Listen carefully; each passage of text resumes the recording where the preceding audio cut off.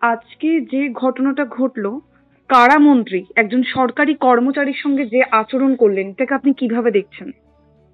দেখুন, আমি ইতিপূর্বেই সব জায়গায় বলেছি যে সরকারি কর্মচারীদের সর্বস্তরের এটা বোঝা উচিত যে তারা বিধি দ্বারা নিয়ন্ত্রিত। তাদের চাকুরি কোনো মন্ত্রীর ইচ্ছা বা কোনো অফিসারের ইচ্ছার উপর নির্ভর করে না, এটা সম্পূর্ণ বিধি দ্বারা নিয়ন্ত্রিত। তাদের আইনের সুরক্ষা আছে। তাদের কাজে বাধা দিলে পরে সেটা ফৌজদারি অপরাধ, সে মন্ত্রী হোক আর মুখ্যমন্ত্রী হোক, যেই হোক। সরকারি কর্মচারীদের সংঘবদ্ধ হওয়া উচিত। নিজেদের অধিকারটা হচ্ছে জনগণের সেবায় তারা অঙ্গীকারবদ্ধ।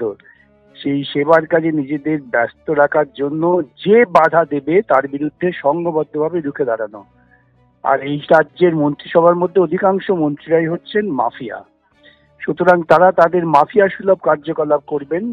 যা করেছেন কারামন্ত্রী মাফিয়ার কাজ। পুলিশের উচিত ছিল অবিলম্বে কারামন্ত্রীকে গ্রেপ্তার করা। কেন পুলিশের সে সাহস নেই? কেন পুলিশ মন্ত্রী তিনি হচ্ছেন মাফিয়াদের নেত্রী। আমি সেই জন্যই সরকারি কর্মচারীদের বলি, আপনারা সংঘবদ্ধ হন, লড়াই করুন। দরকার হলে এই মন্ত্রীদের কাজকে পুরো অচল করে দিন, এমন ব্যবস্থা নিন। আমি বললাম তো, ইতিমধ্যে আমি বলে দিয়েছি যে এটা পুরো মাফিয়াদের কথা এবং এটা অপরাধ। পুলিশের উচিত ছিল অবিলম্বে কারামন্ত্রীকে গ্রেপ্তার করা। কারামন্ত্রীর কোনো সুরক্ষা নেই, কোনো মন্ত্রীর কোনো সুরক্ষা নেই, বরং ওই সরকারি কর্মচারীর সুরক্ষা আছে।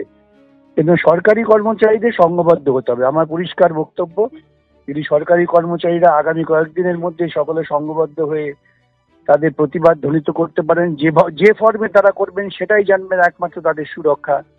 আর এইসব মাফিয়া মন্ত্রীদের উপর নির্ভর করলে পরে তাদের কোনো সুরা হবে না। কেন মাথায় রাখবেন, রাজ্যের মুখ্যমন্ত্রী তিনি একজন মাফিয়া মন্ত্রিসভার প্রধান, যিনি আবার পুলিশ মন্ত্রী। তো গুন্ডামি করলে বা আইন প্রণতা কি? তারা আইন প্রণতার সুযোগ নিচ্ছেন গুন্ডামি করার জন্য, কিন্তু আইন তো সেই গুন্ডামিকে রক্ষা করবে না। আইন তো রক্ষা করবে যারা সরকারি কাজ করবার জন্য দায়বদ্ধ কাজ করছেন তাদের জন্য। তিনি কেন, এই গোটা মন্ত্রিসভার প্রায় অধিকাংশ সদস্যরা দুই একজন ব্যতিক্রমী যারা তোলাবাজি এবং মাফিয়াবাজির সঙ্গে যুক্ত। দেখছেন না দুজন মন্ত্রী কতদিন ধরে জেলে আছেন? এর মধ্য দিয়ে গোটা মন্ত্রিসভার চরিত্রটা প্রকাশ পেয়ে যায়। সেইভাবেই সরকারি কর্মচারী নিজেদেরও সংগঠিত হয়ে নিজেদের বিধিবদ্ধ অধিকারকে রক্ষা করতে হবে। এটা কি আমি একই কথাই বলতে হচ্ছে। আমি বারবার বলছি যে তিনি মাফিয়া শব্দটার একটা ব্যাপক প্রয়োগ আছে এখানে। আমি ইতিপূর্বে বলেছি, মুখ্যমন্ত্রী প্রকাশ্য জনসভায় যেসব কথা বলেন তার গোপন নির্দেশ হচ্ছে ঠিক সেই উল্টো কাজটা করা। আমার কথা তো অক্ষরে অক্ষরে মিলে যাচ্ছে। মুখ্যমন্ত্রী যে কথা বলেন প্রতিবার দেখবেন তার পরবর্তী সময়ই ঠিক উল্টো কাজটাই করা হয়, তাদের দলের নেতা কর্মীরা করেন।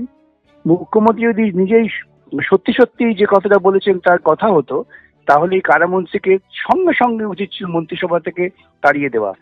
সে সাহস তো মুখ্যমন্ত্রীর হবে না। কেন মুখ্যমন্ত্রী তো চান যে তার মন্ত্রী এরকম কাজই করুক। কিসের অনুতাপ? তারা তো মনে করছেন এটা ঠিক কাজ, যে আপনি ভুল করছেন কেন? তাদের কাছে এটা ঠিক কাজ, তাদের অনুতপ্ত হবেন কেন? এটাই তো তারা মনে করছেন তাদের নৈতিক কাজ। আমি আবার বলি, একই কথা বলতে হয়। এ রাজ্যের মুখ্যমন্ত্রী একজন মাফিয়া নেত্রী এবং তিনি মাফিয়াদেরই প্রশ্রয় দেবেন। যতক্ষণ না সরকারি কর্মচারীরা নিজেরা সংঘবদ্ধ হয়ে এর বিরুদ্ধে একটা বড় রকমের আন্দোলন করতে পারছেন, ততক্ষণ এদের কোনো নিরাপত্তা নেই।